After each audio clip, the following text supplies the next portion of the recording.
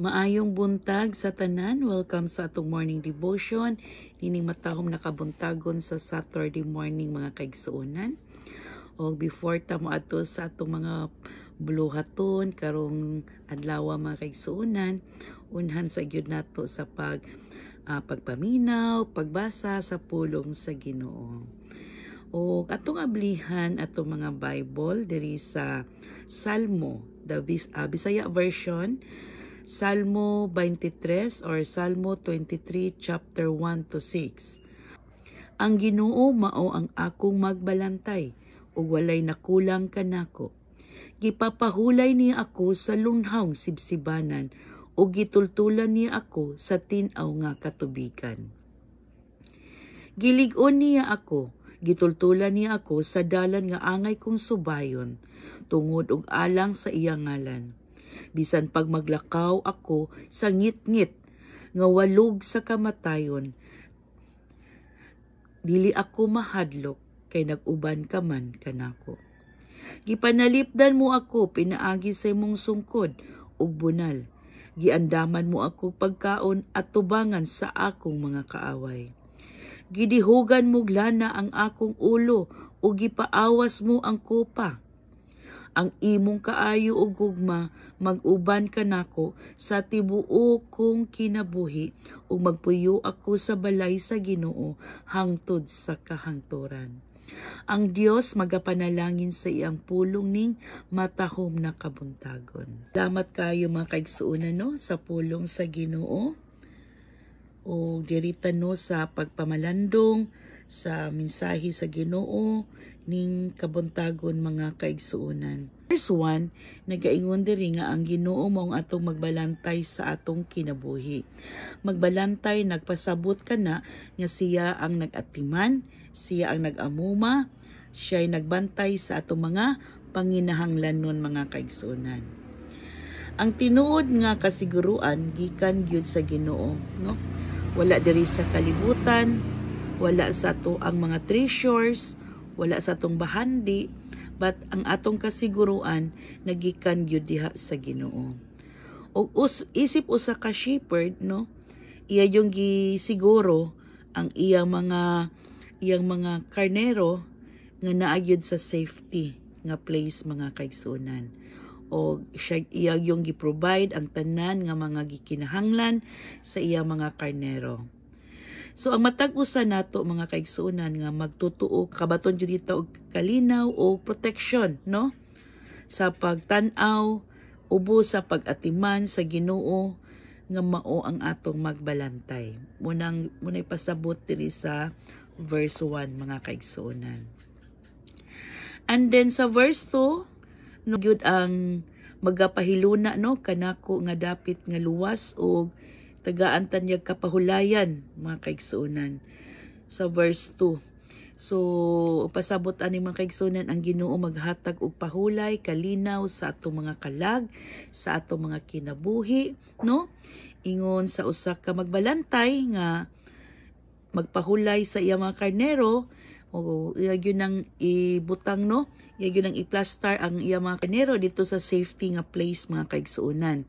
Safety, landong, tapos makita nato no nga naay tubig nga limpyo, tapos naay kining mga sagbot no nga green nga mga sagbot kay iya man ang easy to eat nga iyang karnero is kanang dili mainitan, makapahulay nga insakto, tapos kumpleto na nay tubig nga limpyo, tapos naapoy pagkaon na ay mga sagbot. So ingon ana po naman kaigsuonan no nga ang pag-atiman sa Ginoo dinhi kanato, iya gyud tag i-plaster, ipahiluna gyud ta sa Ginoo. Dili ta niya ipahiluna sa usa ka lapok o iya mga karnero dili niya dito ibutang sa lapok.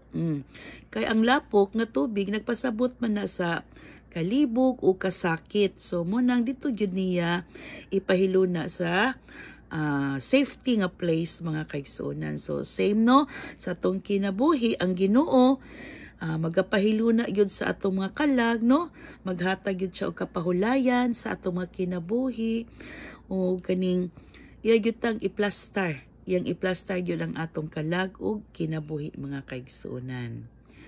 So next sa verse 3. Sa verse 3, atong basahon sa English kay kuan siya. He gives me strength. He guides me in the right path as He has promised. So sa verse 3, ang Ginoo magatultol jud kanato, no, maga-lead kanato, no, sa sakto nga dalan o magpadayon sa atong pag-amuma sa atong mga kalag, mga kaigsuonan.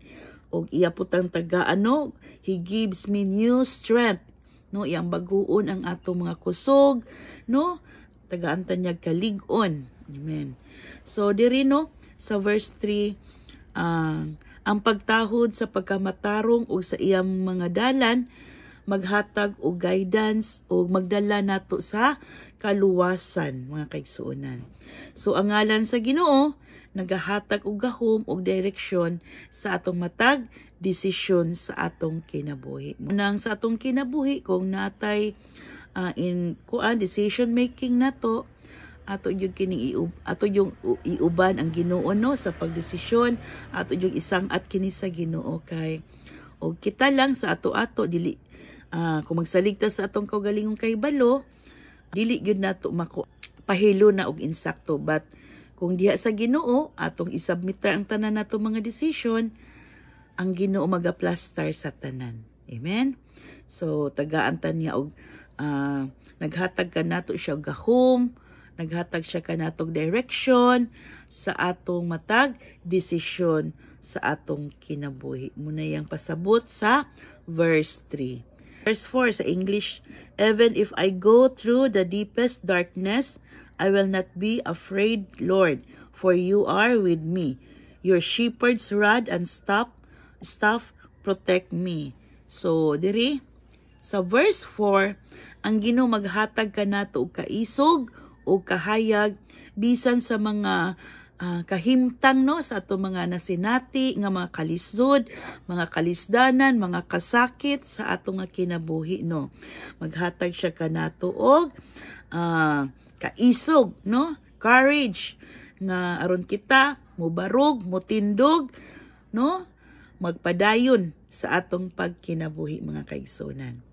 Bisan pa man sa mga pagsulay sa kinabuhi, no, magapuyo siya uban sa ato og maghatag kanato og giya, maghatag kanato og strength, maghatag kanato og protection, mga kaigsuonan.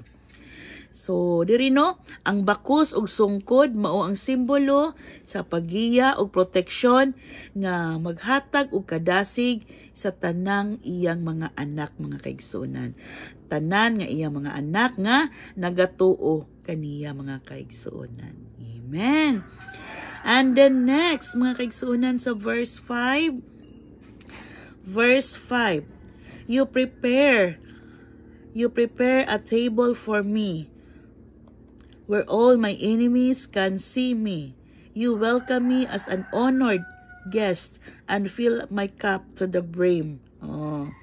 So diri, no, magahimo og sa lain nga kuan pod sa Bisaya, no, magahimo ka og mga lamian nga lamisa alang kanako sa atubangan sa ako mga kaaway. Magabubo ka sa lana sa akong ulo, ang akong kupa magatulo. So ang pasabot ani, mga kaigsuonan, no, bisan pa man nga nagapalibot kita sa mga problema ang atong mga palibot, no, atong makita nga grabe na kayo ang mga situation, mga kaigsuonan, ug sa imo ang kuan nagapalibot ang dagko nga mga problema, nakasinati kag mga dagko nga mga pagsulay, mga balatian, mga kaigsuonan, no, bisan pa ni ana ang Dios maghatag og kalipay, kalinaw, katagbawan o proteksyon sa atong kinabuhi, mga kaigsuonan. So ang pagbutag lana, no, mga kaigsuonan, sa ulo mao kanay simbolo sa pagpasidungog og paghatod og kalipay, no, magkalipay diha sa Ginoo. Ang kupa nga magatulo nagpasabot nga ang Ginoo magahatag og daghang panalangin.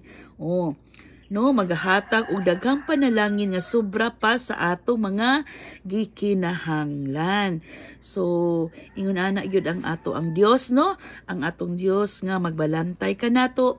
Iya yung isituit nga bisan pa man nagpalibot ang mga daghang mga storms, mga pagsulay sa kinabuhi, no, ang iya yung maghatag jud siya og kining provision, no, provision sa pagsupply sa tanan natong mga gikinahanglan, mga kaigsuonan. Amen. Hallelujah. And the last verse, mga kaigsuonan, ang imong kaayo ug ang kaluoy magasunod kanako sa tanang adlaw sa akong kinabuhi, ug magpuyo ako sa balay sa Ginoo hangtod sa kahangturan. So, ang presensya sa Ginoo yun, mga kaigsuonan, mo yun na siya'y naghatag og kalinaw sa atong kinabuhi. Kung na ang presensya sa Ginoo, naagyoy kalinaw, na ay katagbawan, na ay kagaan sa atong kinabuhi, sa ato ang kasing-kasing na ay kalipay nga atong mabatunan, no, mga kaigsuonan. O pinaagi sa presensya sa Ginoo, naagyod ang katagbawan, naa ang kayuhan, mga kaigsuonan. So kining mga butanga mo, kini siya rason na kita magpadayon, no, tungod kay naagyod ang grasya sa Ginoo na ang iyang presensya sa atong kinabuhi. Kita magapadayon hangtod sa kahangturan, ug kita magapuyo uban kaniya sa walay katapusan. Amen. Amen. Sa Salmo 23, mga kaigsuonan, nagpasabot nga ang Ginoo naghatag og giya, kalinaw, proteksyon ug panalangin sa tanan nga nagatuo diha kaniya, mga kaigsuonan. Sa iyang pagbantay kanato, no, iya yun kitang giubanan kanunay, iya yung gisituit nga anaayud ta sa safety, no, safety nga place, mga kaigsuonan, with provision of health, with provision sa pagkaon, with provision of everything we need, mga kaigsuonan. Bisan pa sa mga kalisod o pagsulay nga atong masinati sa tong kinabuhi, magapuyo gyud siya uban kanato ug maghatag og kalipay nga walay katapusan, mga kaigsuonan. Ang iyang kaayo ug kaluoy magasunod kanato hangtod sa kahangturan. Ang Dios magapanalangin sa iyang pulong ning matahom na kabuntagon, mga kaigsuonan. Lord, salamat Ginoo God sa imong mensahe karon, Ginoo. Salamat Lord sa imong word of encouragement, word of provision, Lord, nga naghatag yun ka namo, Lord, og paglaom, assurance sa among pagkinabuhi. Nga dili kami angay magkabalaka, dili kami angay mahadlok, tungod kay naa ka, Ginoo. Ikaw ang among Dios nga magbalantay, imo yung gihatod ang among kinabuhi sa safety nga place, Lord. Og salamat kaayo, Ginoo. Dalaygon ka, Ginoo, sa walay katapusan. In Jesus' name we pray. Amen. Amen. Salamat kayo, mga kaigsuonan, no, sa pulong sa Ginoo. Salamat po sa imo ang time sa pagpaminaw sa mensahe sa Ginoo. Ug ang Ginoo magapanalangin diha kanimo hangtod sa kahangturan. And God bless, mga kaigsuonan, and please don't forget to like, share, and follow for more, mga kaigsuonan. God bless. See you on Monday.